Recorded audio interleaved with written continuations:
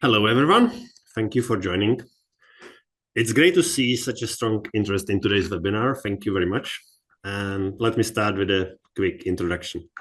I'm Ivo Rondik, a product manager in GREYCORTEX. I've been working for GREYCORTEX for past 8 months. And I would like to welcome Tony van der Kammen, Morning. who joins us today as a more experienced security analyst and a Mendel expert. And Tony will be helping me walk through the practical examples. You might be wondering why we are coming back to these topics of 4.5 and 4.6, even though we already had webinars on these topics before. And the reason is simple. Today, we want to explain the changes in very practical way, using concrete, real-life examples, not just the production description. So time is precious. I won't read through the cases, through the lines on the agenda, but in general, we've prepared 6 practical use cases, and we will really focus on what really matters, the workflow, how things work in practice. So let's start with the first topic. And the first topic is tracking the invisible attacker. But I will kick off with simple question. How do we keep track of devices in dynamic environment where devices where device names and IP addresses change all the time? So Tony, please show us how to use Mendel to keep track of host name changes. Thanks, Ivo. Let's try to explain how it works within the new Mendel solution. What we do in the version 4.6 is that we keep track of the historical host names. I will show you in a minute how it looks like. And we check also for all hosts the structured metadata so that you can see exactly what type of TLS versions are running there, the type of the IP address of the DNS which is used and that kind of things. So you immediately can see if somebody is messing around with hosts or IPs or whatever. So let's show you an example. In this case, we are looking at an example where we have a domain PC which is used in the network. I filtered on it. So basically what we can do is we can look at the details. We can look at the details of that PC. And I need to explain something. My network is a little bit bigger, so that means not all the traffic is seen by one sensor. So I have multiple sensors in my network, and each sensor see, of course, the traffic which is passing by that sensor. So in bigger networks, you will see that some traffic is only seen on one sensor, and some traffic is seen on both sensors or multiple sensors. So that's the case. So that's why the Mendel does display also the information per sensor, right? So just let's check the type of PC it is. So the host name is domain PC local. And what we see is here that we can discover the host name and that we can see how it's discovered. So in this case, the domain name is discovered by Samba, and here it's discovered by MDNS.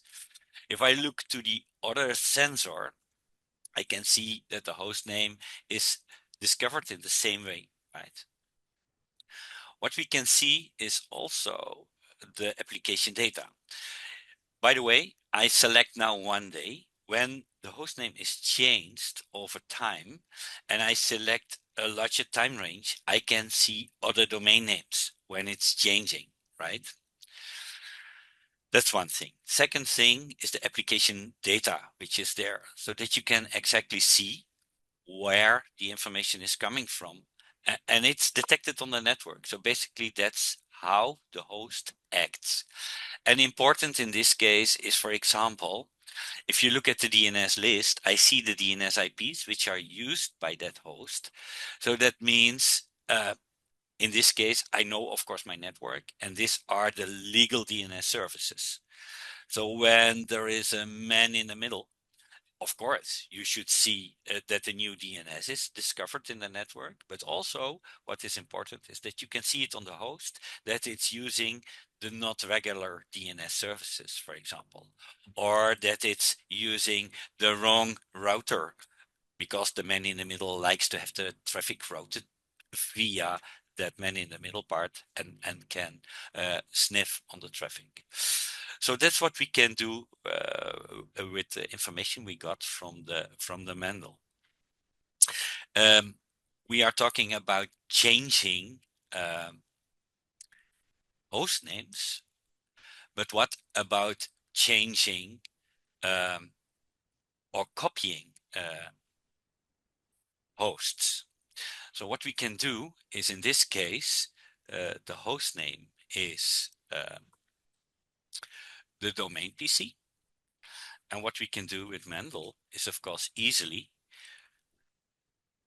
not search for the hosts, but search for the host name. And then we can say, okay, filter on it. And then we can see that there are two PCs with the same host name. So that's also suspicious. So when we check it, we will check, for example, the MAC address. We can see it's the VM and it's ending on 7855.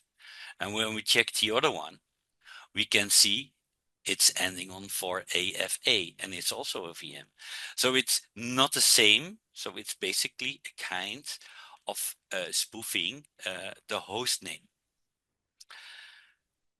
Another advantage here with the Mendel is that you can check, for example, who is using that host. It's a domain PC from me, myself. So I should be the one who is using it. So what you can see if you have user identity connected to the system, that you can see which user is using that specific PC. So in this case, it's myself, right? That's nice. Now I'm not using this one. So I'm very curious who is using, for example, this PC. So I can see that somebody did log in that domain PC because it's a domain PC. We saw it in the application data, and you can see it in the application data, that sensor, and you can see that it's also to this domain controller connected, right? I like to see who is using it. So let's go to the summary, and I see that Tom is using it. So this is a little bit strange. In this case, it's a domain PC, so otherwise he couldn't log in. But I can contact him and see what is going on. If I like to track now what he was doing, then I could say, no, I don't like to search on this specific host, but I like to search for the user Tom, what he did. And maybe that gives me a clear picture of what he was doing, right? So I can look at the peers and I can see all the connections he made, and we can see, we can drill down the traffic, of course, or look at the detailed flows, what his user was doing. Okay, hopefully this gives you a little bit more insight about what we can do about checking host names and see where it's changed. So what we can do, for example, is if we go back to the host name itself,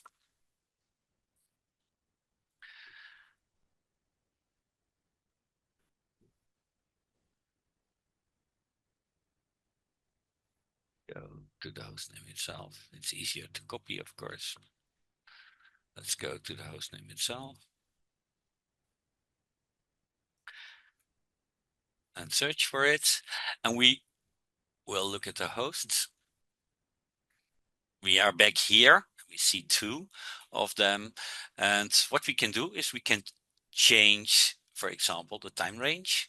Let's go here and let's go from maybe let's go 2029 until today, today and see if there are more copies of that specific PC. No, it's not. So maybe when we go a little bit further back in time, was something there. Hey, sorry, I saw it already here. The 43 was there. So then you can see if there is a copy or playing around with this kind of manipulation. And also here you can log in and see the details and what is going on. Hopefully Tony, this gives a little bit insight. Tony, I don't want to interrupt, but there is a question in the chat. Yes, yes. So the question is, how are we able to gather information about the last logged in user on the endpoint? Yeah, what we see, it's based on the timeline, right? So if we select the timeline, then we can see the users which were logged in. If there are multiple users logged in, then we can see there is not only one name connected to it, but there are, now it's only my name. When there are multiple users logged in the same PC, the same IP address, then you will see here multiple users. And then is the question, when was what user logged in? So then you can select basically on user. And if you are just selecting the time frame and you say, okay, I like to go to today, for example, and I logged in here, and I checked the last part and see who logged in there, then we can see who logged in there. So nobody logged in. So the PC is on, but nobody logged in today on that PC, right? So that's a bit how it works. So Mendel is putting usernames to hosts, IPs, based on timelines. So if you select a week and 5 people logged in, you see 5 names. If you search for a certain name, you can see when these people were logged in. And if you like to go from a time, then you select the time and you can see logged in. So hopefully this will answer the question. Thank you, Tony. So just very short summary. Tony just shown us a use case that demonstrated how to track hostname changes and how Mendel helped distinguish between suspicious behavior and the normal behavior. But let's move to the next topic. So the next topic you've already moved is identifying roles. The first topic was more about the host names and changes in this area, but now we will be talking more about behavior, about the device role. So the question is, what is the device role? What do we know about the behavior of this device? So Tony, you as an analyst, I understand it's not enough to see just the raw data, but you need to understand what the device is, what is normal, what it does, what's the context, how it operates. So please show us the recent changes and how they help you to understand device and the behavior in Mendel. Thanks. Okay.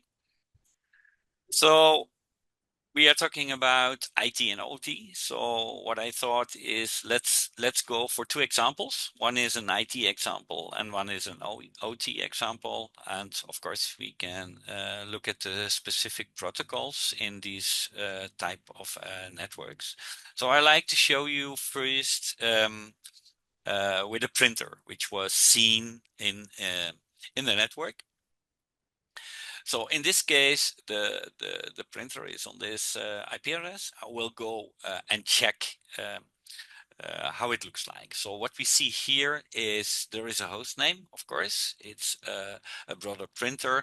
And you can see here on the icon, there is a tagging. The tagging is automatically done by checking the type of traffic which is there, the ports which are used, the functionality which is there. And you can see here the role is a server printer. So that means that clients can connect to it. So it's really the printer, right?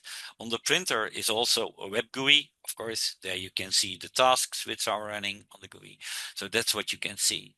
When we check host names, then we can see the host names which are detected by the sensor. So, but this sensor didn't see any host name. This sensor did see the host names which was provided by DNS, right? And it's the official DNS. So now you know it's correct, it's fine. And we can see also the application data. First, let's go here and we can see that there is also asset information. So you can say it's a brother printer, it's the version is there, and that kind of information is there. How do we get it? If we look at the application data, you will see that kind of information available, and we can map that to the asset information, of course. Asset information means that we can add additional information. We can do it manually, we can do it automatically by taggings, as far as we can see that kind of information over the network, of course. Otherwise it's not possible to do it. But a lot of companies do also have a kind of infrastructure monitoring based on SNMP.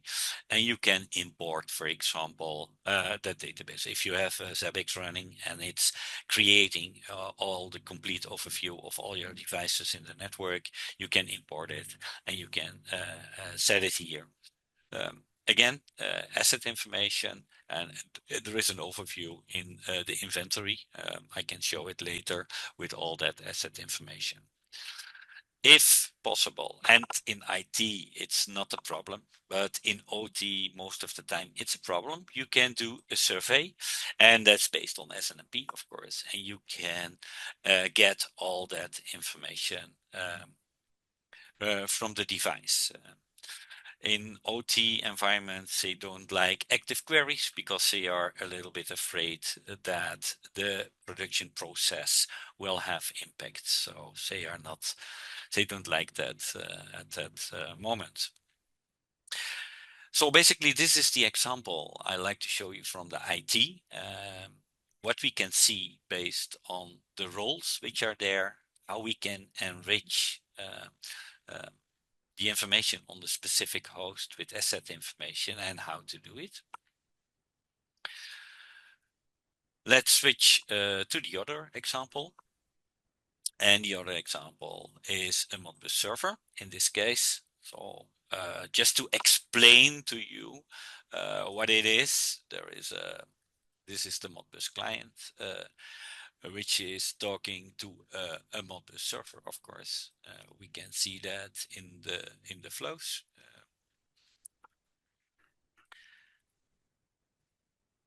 The service is Modbus. And we can see the flows. And in the flows, we can see the IP addresses again. So here you can see this is the Modbus client. It's a MikroTik credential power control unit. Basically what it is that there is a solution which is monitoring solar panels, batteries, and see what is the load, and controlling the charge of the batteries, of course. And that's communicated in Modbus signal. So you can see here the IP address. You can see it's running on a version of Linux Red Hat.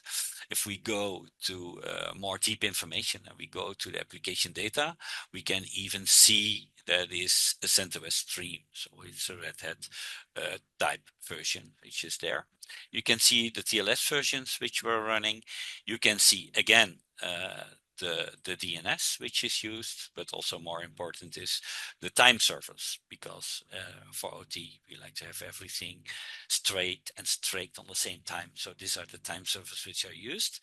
And you know that there are all kinds of vulnerabilities also with NTP. So here, please check that there are the right time servers which you have in mind for that application. For Modbus, we can, we didn't touch the part for that asset information. So in this case, it's manual edited because here we don't have the SNMP active. So we have only the asset information here. You can get it again from the network data, which is there, or you can import it, and you can also do a bulk import. So if you have a lot of information from Zabbix, for example, or other products, you can import it.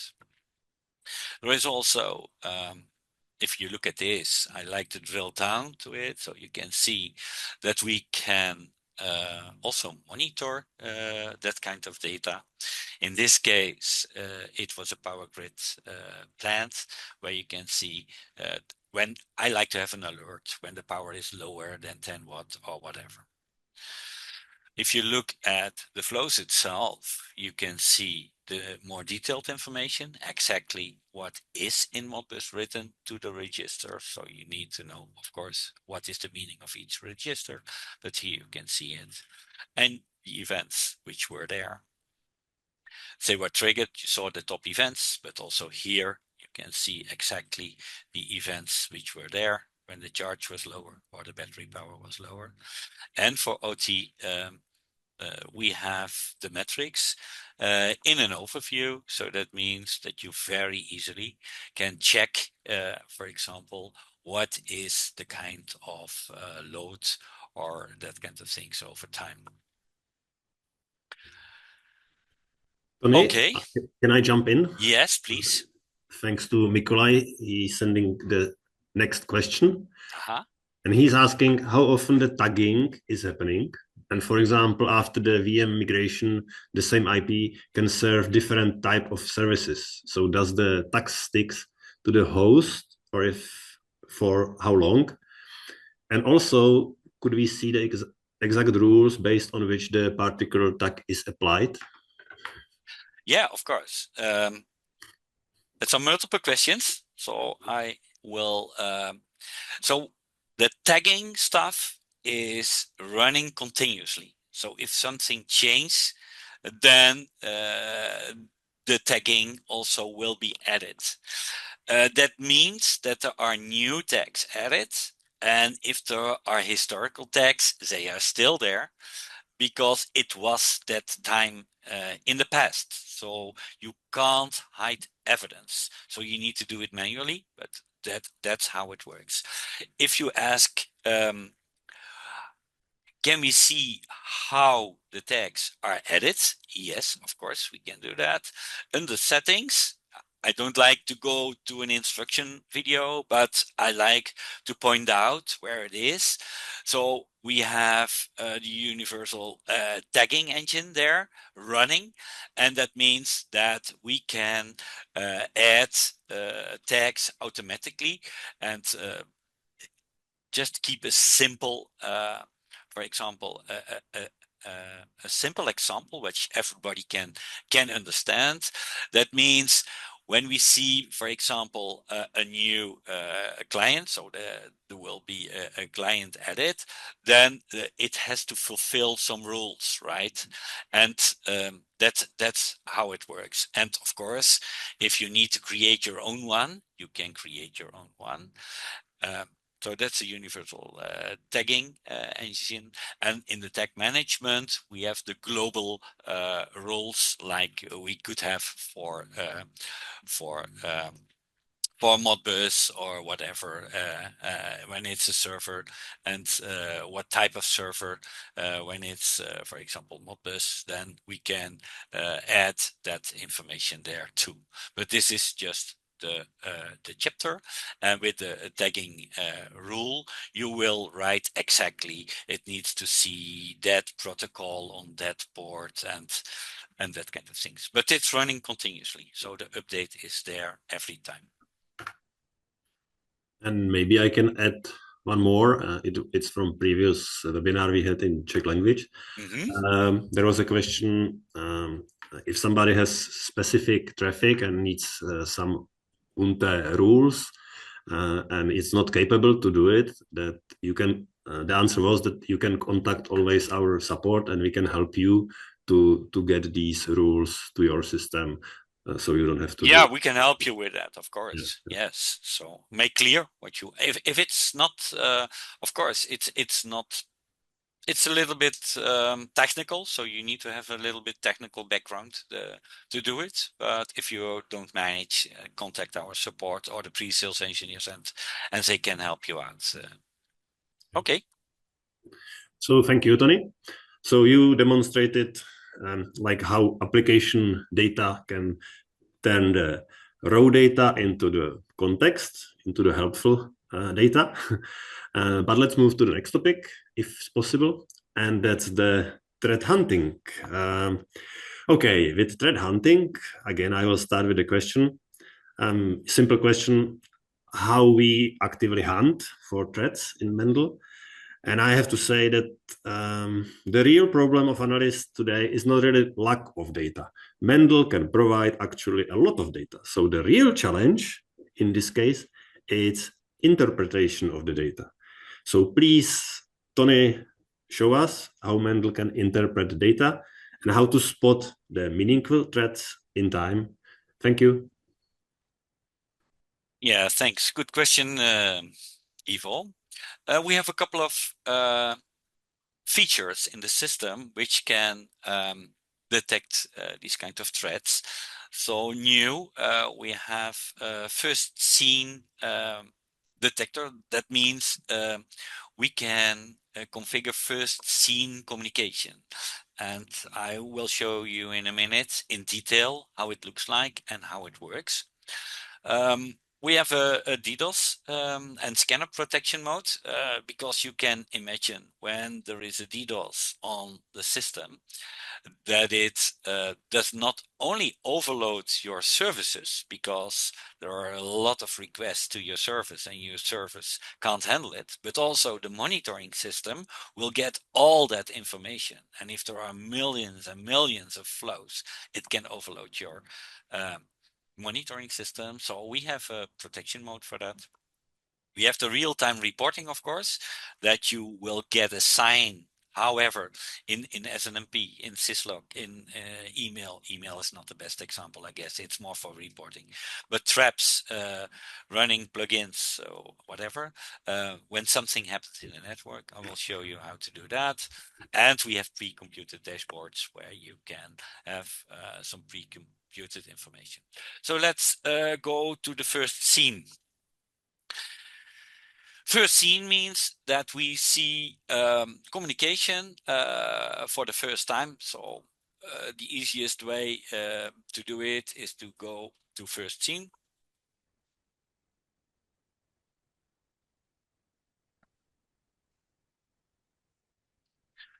Scene.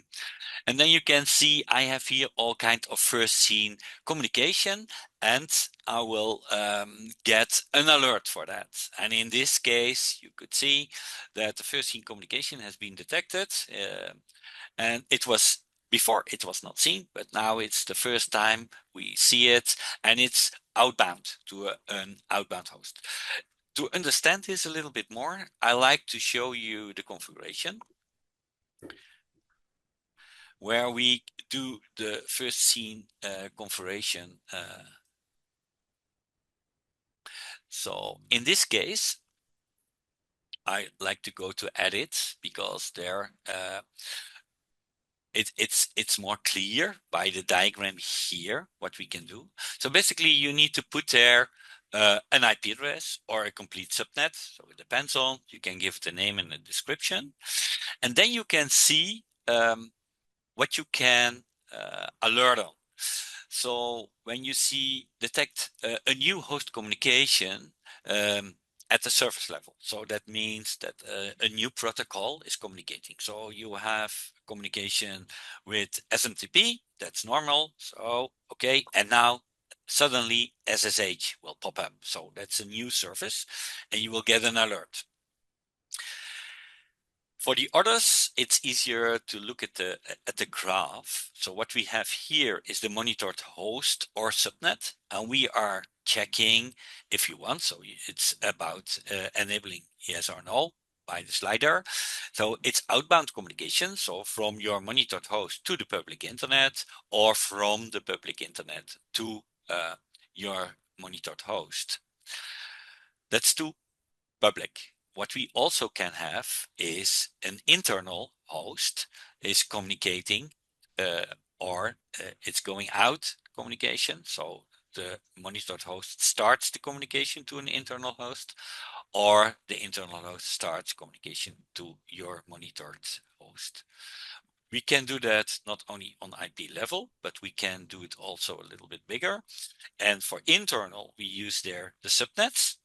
So basically, you can very easily use this when a subnet should be isolated from other subnets, and you like to see if another subnet has communication in or out. You can mark that, and you will get an alert for that, just in case the segmentation is done wrong in your firewall, for example.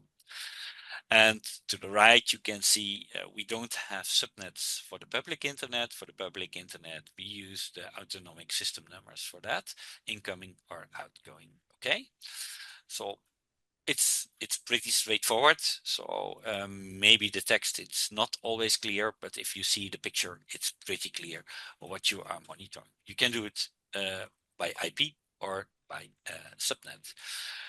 Going back here. Tony, Yes, can I please. just quickly jump in? Yeah. So, do I understand correctly that this new detector is disabled by default? And what kind of traffic is like practical to use this detector on, and what is not practical? You know, what's the difference? What kind of traffic is good to track? It's by default off, of course. But one example was what I said, what is practical if you have, for example, an isolated subnet, or subnets are not allowed to communicate outbound to other subnets or to the public internet. And that will happen, for example, in OT environments, that you say, okay, but this is just for internal usage. When there is traffic going to the internet or coming from the internet to this subnet, I like to know. Okay, so that's one of the examples. And maybe for some specific servers that you say, okay, no, you will get an alert for every new message, of course. So if you like to check your email server on other protocols than, for example, the email protocols, you can say, okay, let's see the first communication. And if the email server is only for internal usage, then you can assign that. And if it's going for other protocols, you can enable it, and then you will get an alert when the email protocol is used. Okay, you marked it as a false positive, and next time when it comes, you don't see it. But if then, for example, SSH is used, you will get an alert again. Then you can check why is somebody using SSH against me. You can use first scene communication for that, or you can create always an IDS rule for that. Does Thank that you. help? Yeah, thank you. First scene communication. So all kinds of flavors which we can have there. The other part is the DDoS scanner. So yeah, like I told you, when there is a DDoS attack, there is a lot of information, and I have here one which is taking care. So it seems that my destination host is my authentication server, and I like to see a little bit more information of that attack. I like to show the flows, and yeah, you can see here there is no more as one flow. It looks like one flow, but here you can see actually it's 1.3 million flows.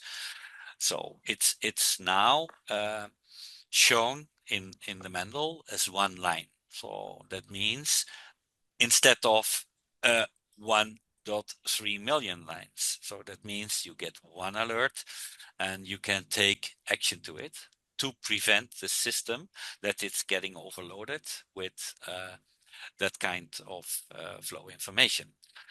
If you like to see where, because here is limited information right now, you see, you can see the number of flows, you can see that the network layer, you can see transport layer and application layer. So it's nothing specific. If we look at the flows, we can see that it's a DDoS protection mode. And that means if we don't like to see it based on alerts, but I like to see it based on network traffic, I can go to flows, for example, here and analyze it. And here I can select on the DDoS protection, of course. And you can see the number of flows which were in each attack. So there are multiple attacks. So this attack is 1.5 million flows, and I can open it and see that at least the number of IPs which were involved during that session. And also you can see the number of IPs per AS number, right? So if you like to see it here for data attack, you can see the words 33 IPs involved. What is the content of the IPs and the content of the stream? It's not so important because it was the DDoS attack. So it's coming from, it's the same type of data coming from the several locations. And in this case, we can protect the system get overloaded, and also for you to analyze it, it's now easier that you can see it's a DDoS attack. Okay, real-time reporting, that's also part of the events we can see. So, Tony, yes, Tony, sorry to interrupt. Just quick question.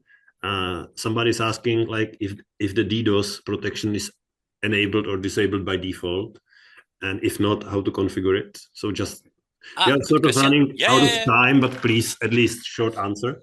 A very short answer. It's not. I'm not sure. So what I can tell you is at least that that we can check it. And that you need to configure it. So it's in configuration, and it's basically under sensors and collectors. And where we look at components, there is the network capture, and there you need to configure it. You can go down here, and then you can see DDoS protection. And I think it's by default enabled, but I need to check it for sure. So scan protection enabled, right, for DDoS. So it's configurable, that's it. And I think in the new version, it's by default enabled, but to be sure, I need to check it. I can't remember at least that I turn it on. So I think it's by default, but it's better to check it. Okay. Thanks. Now we are here, then maybe it's good to have the real-time updates. Of course, we have the data export available, and I like to show it here. That means maybe it's better to use the other system for that, because there we have at least some data exports available. That means that you can see all kinds of information which is active. You can add a new export, for example. You can do it based on events, and that's based on an alert or something, what happens in the network.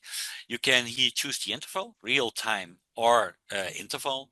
Interval is fine sometimes for launching plugins, because if you do it real time and there are thousands of it, then maybe there is some overload. For reporting, then interval is also fine. But for SNMP traps, syslogs, whatever you want. Here are the flavors you can have. It's in SNMP, it's in email with an attachment, it's all kinds of syslog formats, SEF format, leaf format, whatever there is. Or you can launch a plugin. Yeah, I'm not going to show you how to do it and how it looks like, but just to show you that there is an opportunity for that. And then we have the pre-computed dashboards, and that's based on some data which we can pre-compute, and that means under analytics we can have some information. We can, for example, have a user-defined dashboard. We can search for it. In this case, it's when the round trip time is bigger than 10 milliseconds, and there you can create a pre-processed view. And later you can add this pre-processed view to your dashboarding. And then it means that it will show you over time how it looks like what you have pre-processed. That's it for what I want to show you about threat hunting, Ivo. So thank you. Because we are sort of running out of time a little bit, let's move to the next topic. I believe the next one is Recap. PCAP, and it's a little shorter, so maybe we will catch the time. Yeah. With the PCAPs, the question is, how do we work with PCAPs in Mendel? Please show us the changes, the latest changes in Mendel. What was simplified and what's new, and how it helps investigating and searching like on packet level. Yeah, just to show you a short example, is that we have the packet capture module here, packet capture and analytics. We merge it together. In the past, it was separate. At the moment, we can look for all the captures. This is the wrong. I like to show you this one. Okay, because in this packet capture we have examples. So you can see there are captures made. You can make a capture based on just a filter. You can fill in based on source, MAC, IP, protocol, VLAN, whatever. You can run it once, you can run it multiple times, or you can have it protected so that it's not overwritten at the end.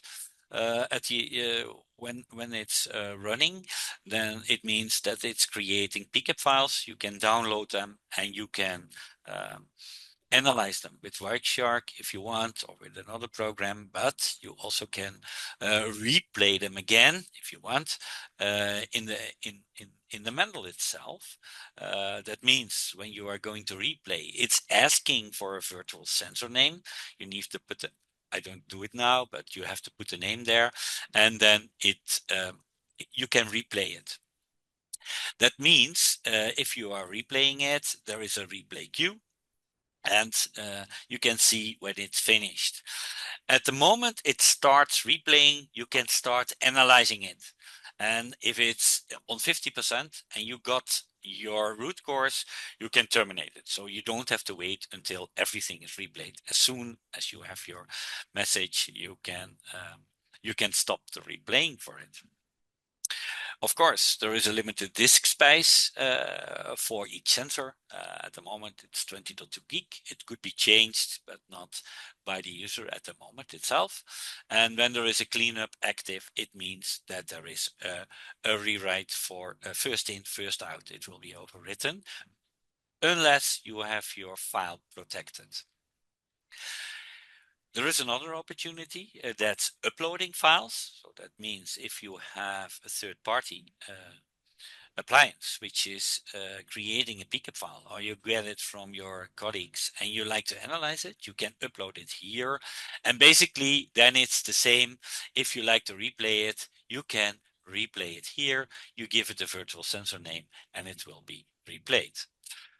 If you do that, that means that at the end, that information is available here as a virtual sensor. So in this case, I did TrickBot replay on the 29th of January. So that means if I filter on it and I go to events, then it's empty, because it was from the 29th. I did replay it, right? So you need to go to 29 then and replay it, because the day you replay it, there will be here, sorry. The day you replay it, there the information is stored. Of course, it's not going with the time. So there is a time you replay it, and there is all the information you need. So I show you just a simple example, TrickBot, data exfiltration, blah, blah, blah, blah. So you can see here who did it, where it's going to, that kind of information. And if you like to see the detailed information, you can see it here on Packet Bytes, all the information which is available. So it's nice that you can see it in this overview, but this is not new, but you probably already know that you can use CyberChef for that. And CyberChef will give you here, you can see the exact processes which are launched to get the information. Ivo, that's what I want to show about traffic analytics. We've got 3 different questions. Okay.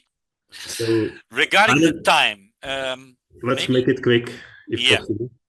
The first one is it possible to decrypt TLS CLS session on HTTPS protocol?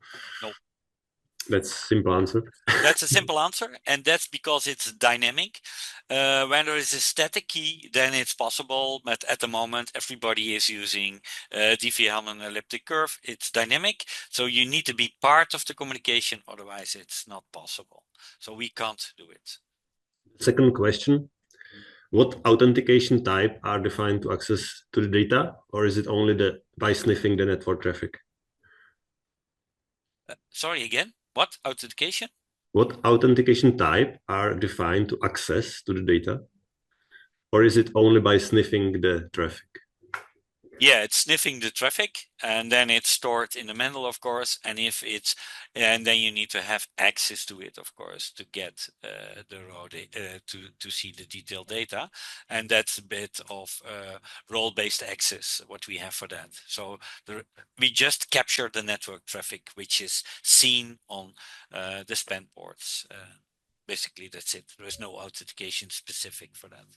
Yeah, and the last question. Having a large number of GREYCORTEX sensors in our network, when we want to capture a pcap containing the communication of a specific host, we have to configure a capture rule on each sensor separately. Is it possible to configure packet capture on all sensors at once? That's a very good question. Yesterday, I launched a feature request for that because I was missing that. So at the moment, yes, unfortunately, you have to create a rule for each sensor.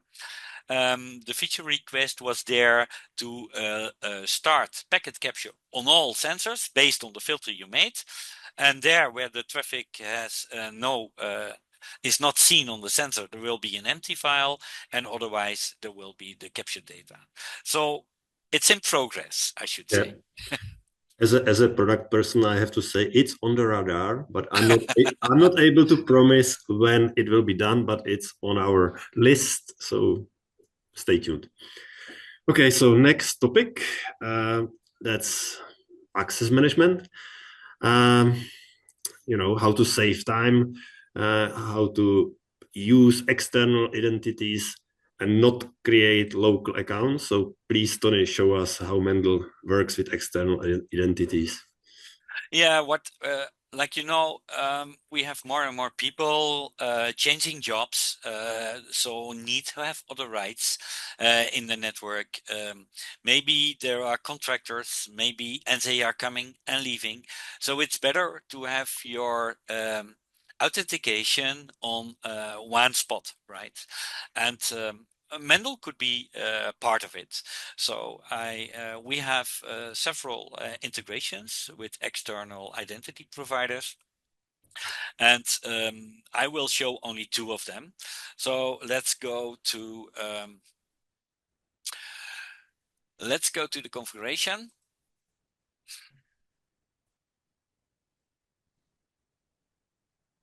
And show some examples. So basically what we have under user identity and access, we have users in the group here. And we have here authenticators. And in the authenticators, we can add authentication services. And the type of services we can add is, for example, LDAP, Kerberos, OAuth2, Active Directory, and SAML2. That's what we can do. I only like to show you two examples. One is the LDAP. This is the LDAP configuration. It's using LDAP S, so it's secure. So that means you have to take care for the right certificates and that kind of things. And what we do here is, I like to show you, is for user identity and resolving information. Let's go to the group membership, because that's what we like to know. You have several roles in the Mendel itself. You can be an admin, you can be a viewer, you can be a reporter. There are several ones, okay? But you don't like to assign that for everybody. You like to do that centrally, right? You like to do that in your domain controller. So in this case, I created in my domain controller two groups. One is GCX GREYCORTEX viewer and GREYCORTEX admin. That's what I did, right? Just to show you how it works. So in this case, I have here my domain controller. I have here a user, which is called René, and he is member of GCX viewer, right? That's one. That's the first one I like to show you. And the second one is the user Hank, and the user Hank is member of GCX admin. Okay, time to play. So let's go to a new incognito window, and let's go to my IP address 34. And in this case, I like to log in with the user René at ldap.greycortex.nl and the passwords. And if you remember well, this user was a viewer. So I'm logged in now. And when you can see René is here. You can see here in the settings that there are limited rights, right? So he is really a viewer. If I go to packet capture, he can't create one. He's only a viewer. Just to show you, I will log out, and you saw here that under users, René was already active, right? Let's go to the other one and log in. And now I will use Hank to log in. Hank at LDAP, sorry. At GREYCORTEX.nl. Hank was not in the list, if you remember well. So it's a new user. That means that he has to sign the license, the EU agreement, right? So he needs to go here, confirm it, and then he is in.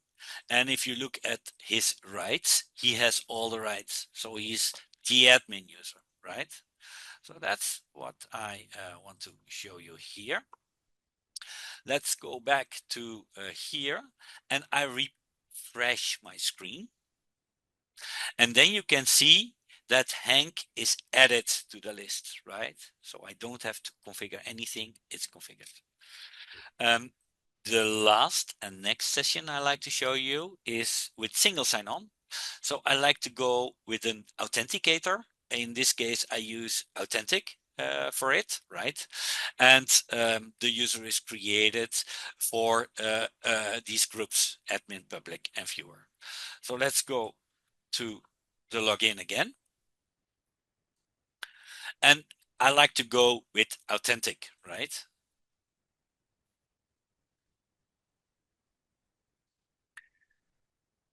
And I have to put my username there. It's this one.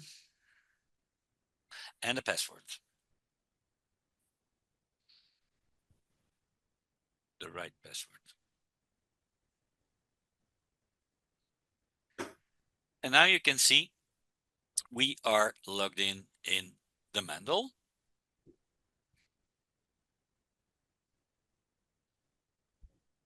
There we are. And if we look at the rights, you can see that I have all the rights, right? Of course, there is a session which can be kept. You can configure that. So that means when I log in, log out now, log in again, and I go to Authentic and the session is still there, then you will be automatically forwarded via Authentic to the Mendel itself, right? Okay, that's what I I want know to show you. this is very wide topic and we could talk about it long. I would add that if you have questions how to set up the external identities, please contact our support and they will definitely help you.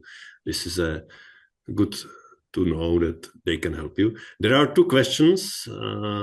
One is about Entra ID. Yes, that's also working. We Yeah, can do that with OAuth 2. We have it in the past. We didn't. Yes. That's like Microsoft. And the second question is, can you tell more about plugins for GREYCORTEX integration with Palo Alto firewall? Yes. Regarding the time, let's see. I give it a shot. So what we can do here is that we have plugins available. There is these plugins which are here, and we are talking about Palo Alto. So basically here is the Palo Alto. What we can see is the plugin is there and it's created and tested on this time and date. If you like to see the details for this plugin, you can download it. I need one. You can download it, and here you can see the details of the plugin, so you can exactly see with which version it's tested and how it works. There is one remark with this plugin. This is working with an API, so most of the time it's backwards compatible. If you have a newer version, then maybe the plugin needs to be adjusted. You can do it yourself and test it from another Linux machine, for example, and then we can add and upload the new plugin, which is modified, of course. And in this case, we need to do it via our support team because we are checking if all the uploaded plugins are secure. So it needs to be signed by the Mendel itself, otherwise it's rejected, right? So in this case, you can see signature required yes or no. That's only for the pre-sales guys, for testing purposes. It's not for end customers. So basically, yes, we have Palo Alto plugins. They are working with the version which is tested. Is it not testing in your case? You need to check what is different, and you can ask for the help for support, of course. But we don't have all versions of firewalls, all versions of software. We don't have that in our lab. So it needs to be a kind of a remote session where we can do things together. Hopefully this answers the question. Okay. We are running out of time. There's last 2 minutes, and even I see question in chat. I will not answer now. We will answer later by email and contact you. We've got one more topic to go through, and that's like how to identify correct direction of flow in mirror traffic. So please, Tony, demonstrate this situation. It's the last one.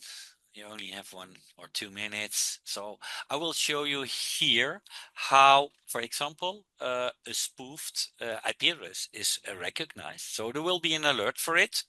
If you check it, and you check the details for that, then we can see, for example, here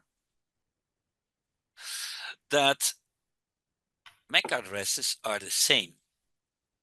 So it's telling me that it's my laptop on that IP address, but that IP address is spoofed by this one, and it's using that MAC address, of course. So we can check what's going on. So there is at least an alert for it. So you can see that. So you need to take action. And here you can see there is a kind of a scanning, right? So, and you see that the laptop is doing the scanning, right? And now the question is, was it the laptop, this IP address, or was it the fake, the spoofed IP address? So what we can do is just, and that's what the Mendel is doing, we can go to the flows, and we can go to the detailed information. And in the detailed information, we can see that the laptop is doing the scanning, but based on the virtual IP. Or on the, sorry, on this MAC. So what we can do is we can copy the MAC if we want, and we can go to analytics and check the MAC, of course, for the hosts. And we can clear it. We can put the MAC there, and we can say filter. And then we can see that except my PC, which I know it's fake, that there is the 61. And that's really nice to see. Here, the host name is google.com. And then Google written in a wrong way, right? And here you can see the host name is Kali by DHCP. And here the google.com host name is from DNS. So somebody is playing around here with DNS, and it's Kali. So pay attention and search for it. Yeah, regarding the time, Ivo, I think we need to leave it to this.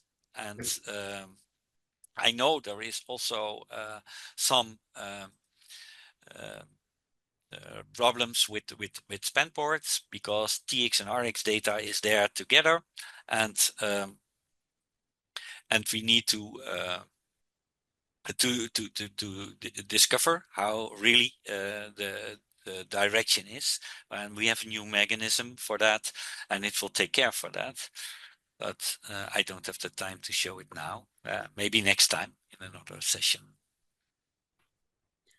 Yeah, because of the time, we will not answer any more questions from the chat, but we will answer through email and contact you. So thank you very much. Thank you for joining, and thank you for all these great questions.